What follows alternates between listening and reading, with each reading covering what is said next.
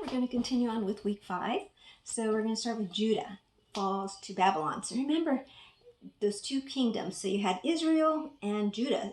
Israel had 10 kingdoms, and Judah had the remaining 2, Judah and Benjamin, the 2 tribes. And so Assyria conquered Israel, but somehow Judah survived. Okay, they weren't conquered. But about 100, maybe 120 years later, they were defeated by Babylon.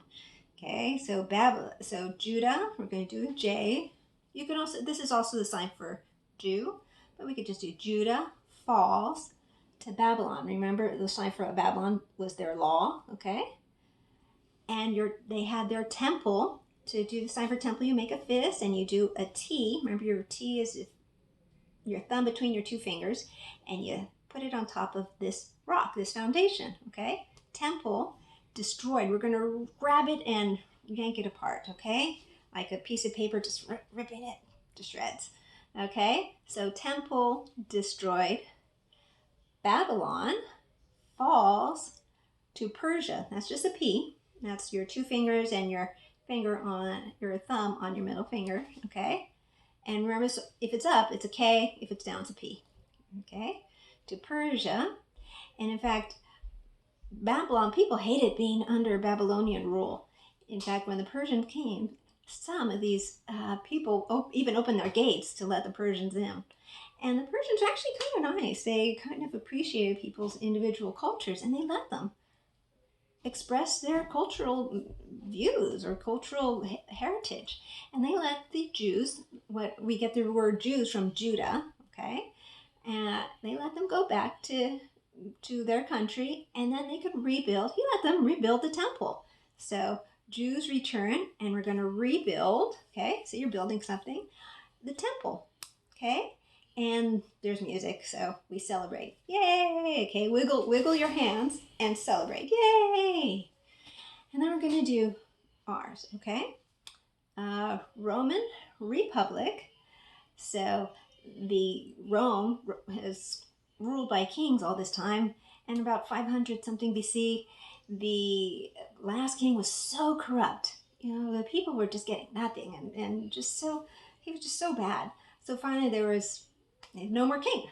They decided, okay, now we're going to have the people rule. We'll have representatives rule for the people. And so laws were made to help everyone. Okay, so we're going to do R, Roman Republic, and we're going to do Golden Age of Greece. So remember, you put your finger to your ear like an earring, make the sign for yellow, for Y, and go, yay, yellow, okay? Golden Age of Greece.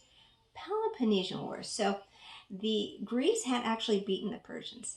So now they can flourish. They mastered science and astronomy, and they were writing plays and going all out. They were a really great time for Greece. But now you have parts of Greece, they're always arguing. Okay, you have Athens and Sparta. Athens was more scholarly. They would go to school and they really would study. And the Spartans were just more physical.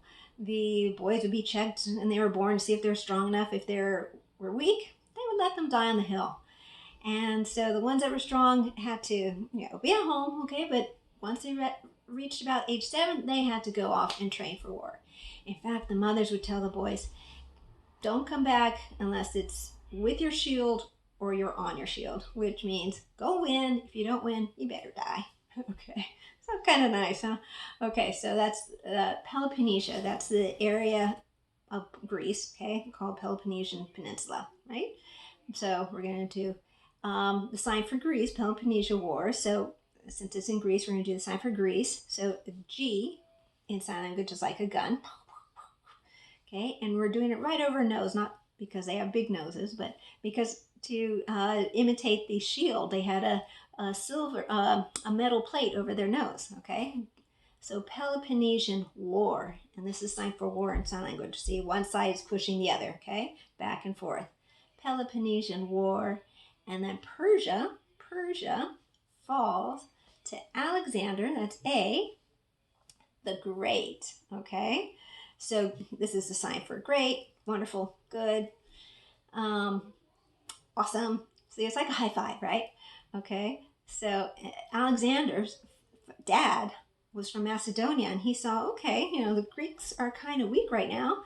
Now that Sparta and Athens were fighting, I think it was about 10 years, and finally the Spartans won, but they're all weak. So he came down, conquered them, and then he ended up dying. His 20-year-old son took over and conquered the rest of the known world.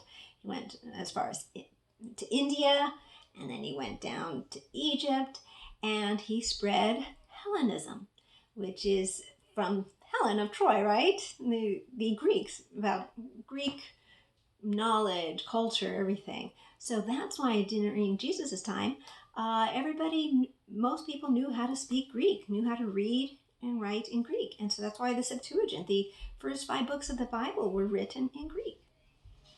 So that's it for week 5.